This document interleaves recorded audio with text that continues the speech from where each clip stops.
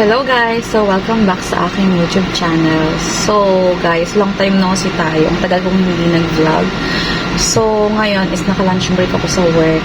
And, ayun nga, yung last vlog ko, sabi ko maayos na yung schedule ko. Pero, sa totoo lang, hindi pa. Naging hindi. So, may mga hindi naaayon sa schedule and may mga nababagong kaganapan. And then, naging busy rin kasi nag-therapy na si Alden. So, sa regular class siya at saka sa therapy. So, medyo busy din talaga kami para sa pag-guide sa kanya. And then, sa work din. So, yun. Tapos, ang balak ko sana next year pa ako mag-go. So, ang plano ko kasi is bibili ako ng vlogging camera. Pero, medyo tumaas kasi yung per hour ng therapy fee ng anak ko. Kaya, hindi ko na lang muna tinuloy. And, pagtsagaan ko na lang muna yung cellphone na gamit ko ngayon. And, sana kahit pa paano is malinaw naman yung mga video ko. So, ayun guys, ang magiging niche ko dito is almost vlogging. Mag-a-add lang ako ng mga educational na makakatulong sa inyo regarding sa personal development. So, ihahalo ko na lang siya. And then, voice over. Kasi, sa bahay, minsan, nag-music din yung anak ko, kaya para iwas copyright. So, voice over siguro yung gagawin ko. Pero, try kong magsalita kapag walang nag-music sa bahay. So, ayun guys. Vlog tayo ulit mamaya. So, inuna ko muna yung introduction guys bago ako mag-lunch. So, si Daddy is sinatid niya dito sa work ko, yung baon ko for lunch. So, hindi ko sure kung ano yung niluto nila today, pero, ayan, may kimchi, and, ang alam ko to fried chicken at saka yung spam. So, ayan. And then, meron din akong boiled egg, napansin ko dyan kanina. So, ayan yung ulam ko guys, tas may ketchup doon.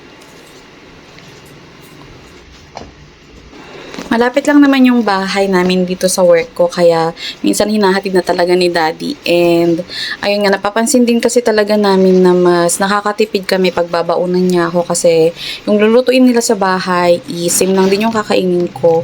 Kaysa naman ako yung bumili dito guys, ang mahal talaga ng isang order, lalo na kapag kakarne. Tapos ayan guys, after ng work ko mamaya, diretso ako ng church and dala ko na yung mga gamit ko. So, ayan, nilagay ko siya sa paper bag. So, kompleto na yan. Sapatos, dress, and lahat ng accessories na gagamitin ko. So, guys, update pala. So, dati kasi is yung mga last vlog ko, wala pa kaming kama ngayon. May kama na kami. Ayan. So, yun yung update ko. And, etong kama namin is DIY lang siya. And, galing siya sa mga tira-tirang kahoy nung ginawa tong bahay. Tapos, kasi may balak kami ni Daddy na magpagawa ng bed na may drawer sa baba. Yung lagyan na ng mga bed sheets, yun, mga punda. So, yun. So, pansamantala, eto muna. So, ayun. Kasi nangyari guys, kukwentuhan ko lang kayo.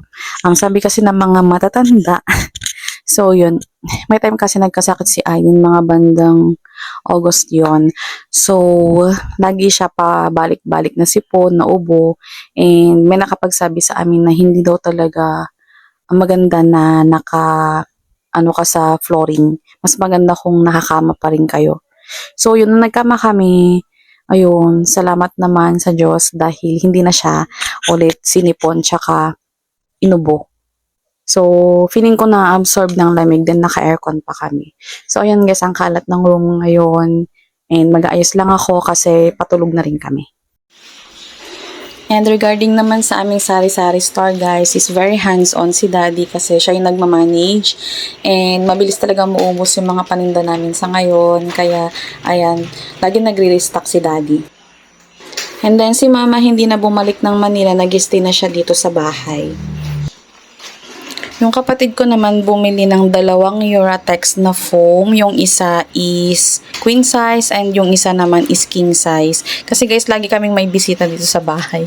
So ayan, nagpalit na rin kami ng kurtina sa bahay kasi every year nagpapalit talaga kami. So yung anak ko naman nandyan sa kwarto ngayon ni Mama. Diyan siya naglalaro. Tapos eto guys, nakita ko siya sa grocery store. Bago lang siya sa paningin ko kaya binili ko. So titikman natin kung masarap.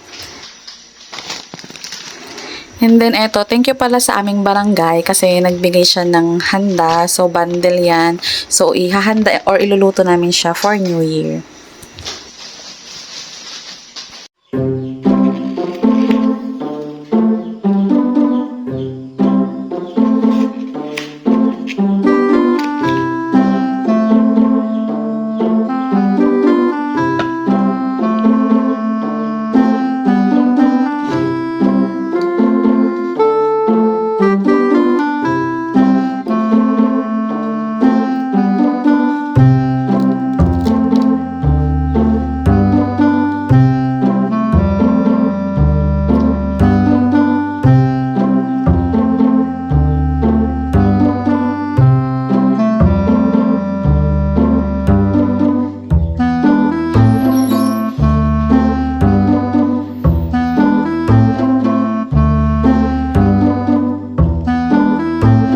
Hi guys! So, late na nag-dinner si Aiden and si Daddy.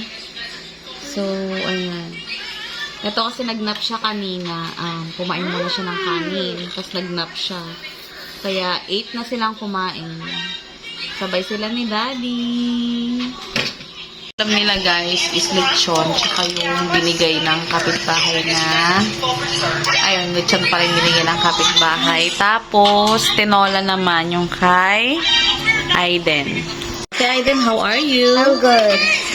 Okay, so you're eating. So, ayun, nilagay niyo yung phone ko dyan. Magmumukbang siya. So, kamusta ang may sakit? So, may sipon siya. You're full na? O, you drink water. Oh, don't do that. Don't do that. You just eat. No, don't play Mommy, with the food. I want to eat, but Mommy, I'm full. Okay, you're done na? Drink water, baby. What? Drink water first. Galing naman. Very good. Ay na, you're strong. Strong boy. Dad, look at that! Look at that! Ito yung mga nilabhan ni Daddy. So, naglaba muna siya before dumating yung mga bisita namin and before yung birthday niya. So, ang dami niyang nilabhan. Ito pa nandito. So, ayan. And guys, baka dito kami ngayon matulog sa sala kasi dun sa kwarto namin, mainit doon kapag hindi naka-aircon. Tapos ito, inuubo siya ngayon kaya papakalmahin muna namin siya yung ubo niya. Kasi kapag nag-aircon kami, baka mas lumala. So, pag ninebulizer na to mamaya, kakatapos niya kasing kumain. So, inaantay lang natin siyang matunawan and magne-nebulizer na siya. So, idudugtong namin yung isang kama dito. So, dito muna kami nila Daddy. Para iwas aircon muna. Kasi medyo malamig naman ngayon yung weather. So, bubuksan siguro namin yung mga bintana hindi namin isasara. Tapos, bukas na siguro itutupitan. Kasi pwede na kagabi. So, anong oras? What time did we sleep, anak? O, ayan. Ang lala ng kanyang ubo. Hindi pa siya masyadong natunawan. Kakatapos niyang kumain. So, anong oras na kami natulog? Nag-nebulizer siya 1 a.m. So, kaming dalawa lang. Kasi kumain siya ng 12 p.m. Dahil nagising nga siya. Nagnap siya ng hapon hanggang gabi na yon. Tapos, nilutuan ko siya ng nagkain, kumain siya. Tapos, ayun, after na nag-nebulizer, tapos, uminom din ng gamot. Tapos, anong oras na ako nakatulog, tapos pumasok pa ako sa Tapos, yun. Ngayon, bangag na. Pero, anong oras na ba? Siguro, after niyang mag-nebulizer, matutulog na rin ako. Tapos, ayun guys, mag-vlog ulit tayo bukas. So, say good night na. Ay, then, good night, vlog. Good night, vlog. Ayaw mo?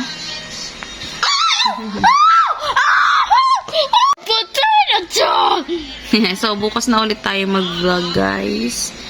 And, Di na siguro ako mag-film. Basta pag nag-rehearsal siya. Magliligpit na rin ako dito. Mag-aayos. Dito kami matutulog. So, yon. Goodbye!